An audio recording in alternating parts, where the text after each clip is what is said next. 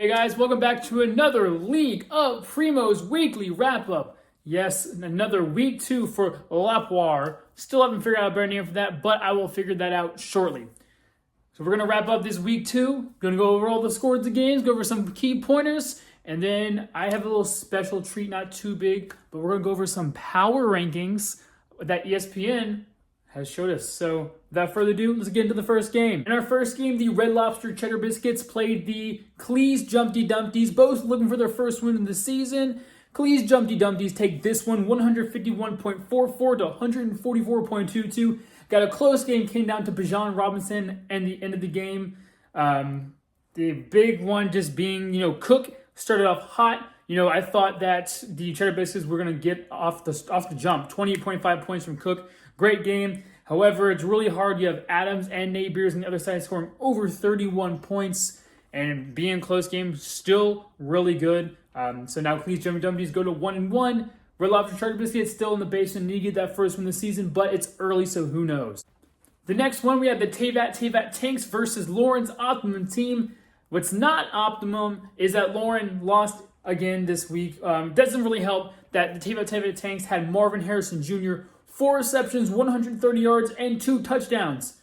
Those all came in the first quarter, which is absolutely ridiculous, especially for a guy who probably hasn't looked in his lineup in 3 years. So Bonbon, if you're out there watching this, you're winning right now. Good job. That's actually kind of crazy. Unfortunately for Lauren, not optimum again is going to be that her kicker was her highest scoring person, Carlson from the Las Vegas Raiders with 17 points. But again, early in the season, who knows? Next game, we have the Big Tree City Big Bears. It's such a freaking long name. And they played Branditos Banditos. And in the honor of the week, we have our lowest scoring team.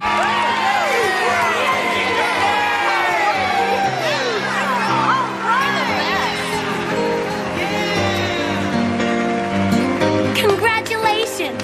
Congratulations! Congratulations! Congratulations! Congratulations! Congratulations! Congratulations! Congratulations! Congratulations! Congratulations! Congratulations! Congratulations! Congratulations! Branditos Banditos with a low score of 76.92 this week. And the Big City Big Bears won 121.48 to 76.92. Now, obviously, it helps. Nick got 20 plus from Smitty, from Calvin Ridley, from Shaheed, from the Saints, and then this is all big considering the fact that CMC is still on IR right now. So it looks like even though Allison took a lead pipe to his knee, Nick's still kicking. Who knows? Maybe a force to be reckoned with come playoff time once Christian McCaffrey comes back. Then we have the Hogwarts Wizards versus the Bin Laden Bombers, and obviously, Allison, you know what she does. All I do is win.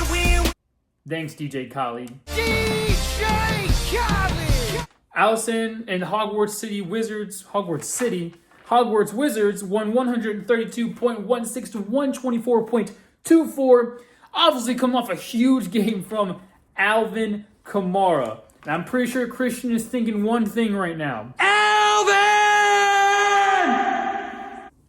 It was huge, considering only 3 people scored over 10 points for her this week, but it does really help when you have one person score 53 points. I think we had somebody this week only have 2 people score in double digits. Congratulations! So, that kind of adds up over time.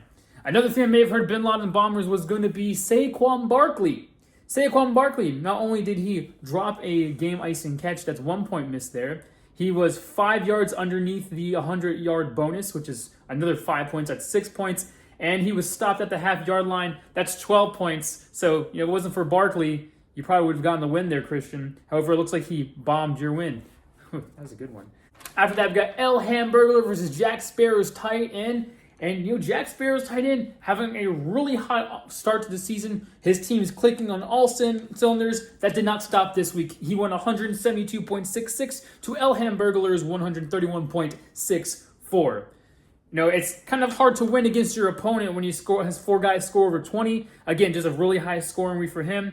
And to add insult to injury, Cooper Kupp is now expected to miss multiple times. However, that win did not come with some cost because now Isaac Pacheco is slated to miss about 6 to 8 weeks with a fractured fibula.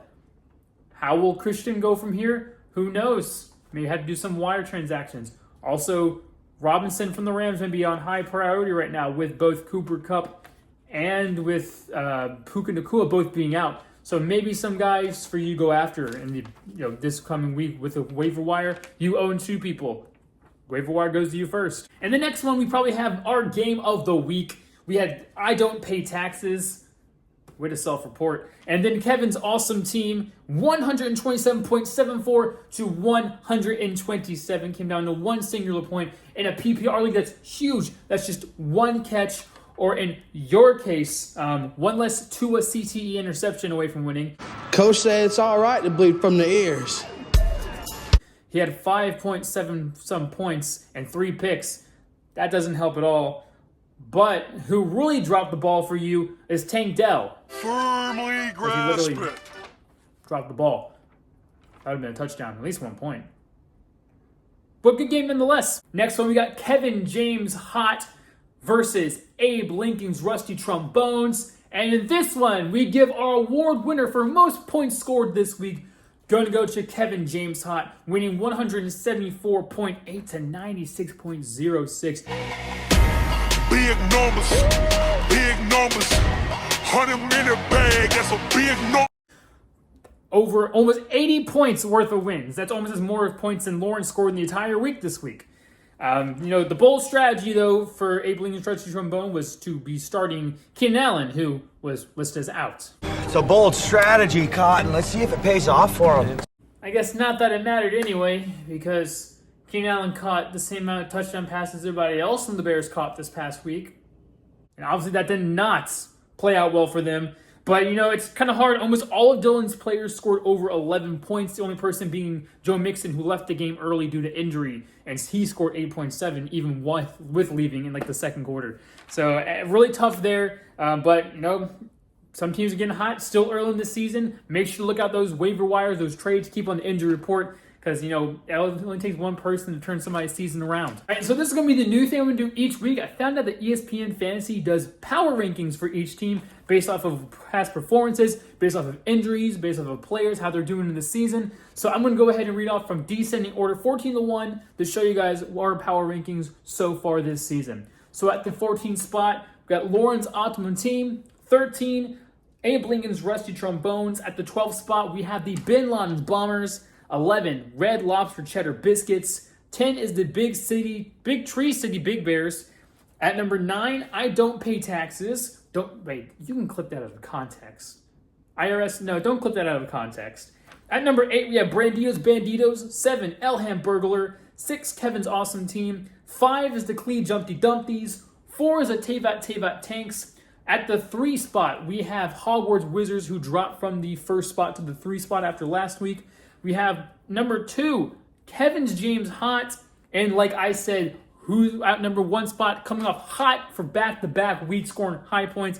We have Jack Sparrow's tight ends. Obviously, like I said, it takes one guy, but those teams so far, it's been very interesting. Only week 3, so keep your heads up. And then obviously I'm going to go over the matchups for this next week, just so you know who you're playing, you know who to trash talk. So here we go. The first game, Clee's Jumpty Dumpties versus the Big Tree City Big Bears. Then we have Bin Laden's Bombers versus Branditos Banditos. Jack Sparrow's tight end versus Lawrence Optimum Team, looking to kick Christian off his pedestal there. Then we have Kevin's Awesome Team versus Tevat Tanks. We have Abe Lincoln's Rush Trombones versus the Hogwarts Wizards. The Red Lobster Cheddar Biscuits versus El Hamburglar. And Kevin James versus I Don't Pay Taxes, which very unpatriotic. But that's it for this week. Hope you enjoyed the recap. Again, any questions, feel free to ask me. Make sure to look at those waiver wires, look at those injury reports, and week 3, let's keep it going. Also, Saquon, buddy, just catch the ball. Good. Prime time Kirko, the defense. You let them march around the field in 30 seconds. I'll see you next week.